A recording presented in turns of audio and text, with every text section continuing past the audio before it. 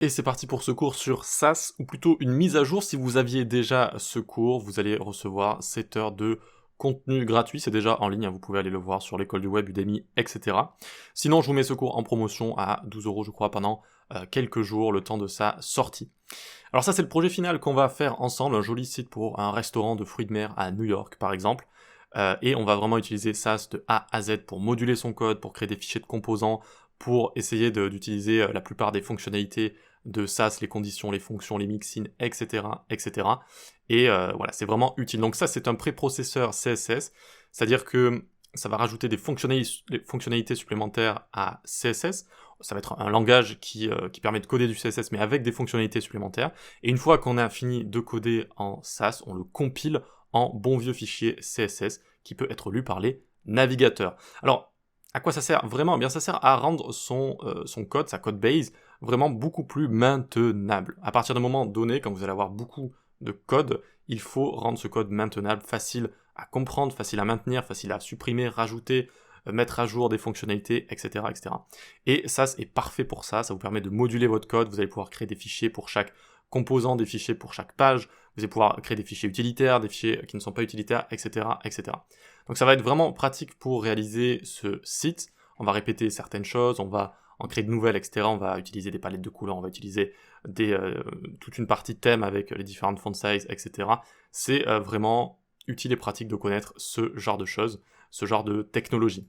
Ce genre de technologie reste d'actualité aujourd'hui. C'est vrai qu'il y a beaucoup de technologies en CSS. On peut penser à PostCSS, on peut penser à CSS Modules, etc.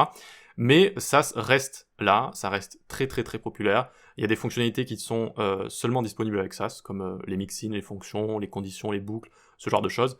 Et voilà, ça reste très populaire, c'est très utile à savoir, ça fait partie des technos qu'il faut au moins connaître, qu'il faut au moins avoir vu, je pense, si vous voulez être développeur web.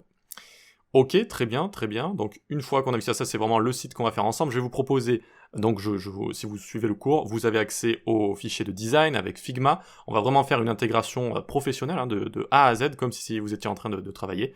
On va tout faire, comme ça vous allez pouvoir revenir dessus peut-être plus tard si vous avez des interrogations, quoi que ce soit. Et évidemment, en plus de tout ça, comme d'habitude, je vous donne un énorme fichier avec une sorte de mini documentation en fait que j'ai recréé pour vous, et on va revoir ensemble tout ça.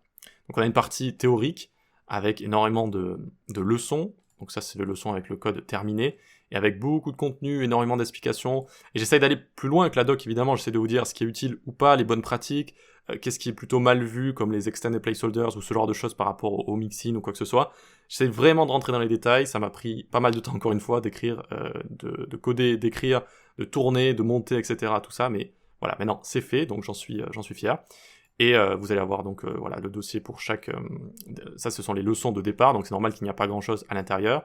Et je vous ai fait un dossier à la fin avec toutes les leçons terminées. Vous allez aussi avoir le code source directement des vidéos. Si vous voulez, si vous avez fait une erreur quelque part, vous avez envie de vérifier quelque chose, vous l'avez également. Et puis, il y a ensuite, après la théorie, la pratique, on va directement coder de A à Z ensemble le site qu'on a vu précédemment. Donc vous avez ici le dossier de départ, et là c'est le dossier final avec tout le code source.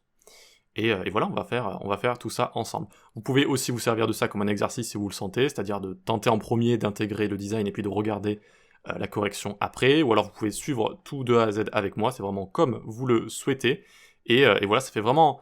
c'est un beau projet, je trouve, et en plus, je trouve que j'explique encore plus que jamais. Limite, je m'arrête à chaque ligne de code pour bien vous dire ça sert à ça, on l'utilise là et pas là, on le fait pour ça, etc., etc. Voilà, donc si ça vous plaît, je le mets en promo pendant quelques jours à 12 €, quelque chose comme ça. Vous pouvez le retrouver sur l'école du web, vous pouvez le retrouver également sur Udemy, et voilà, tout simplement. Alors si ça vous plaît, rendez-vous de l'autre côté pour commencer à coder, et puis on peut aussi se retrouver sur le Discord de la communauté, on parle développement web, on parle concours, il y a des concours parfois, il y a également des exercices, on rigole aussi, on peut demander de l'aide ou en proposer, etc., etc. Donc vous pouvez également suivre mes cours sur l'école du web, et sur Udemy. Tout ça est en description.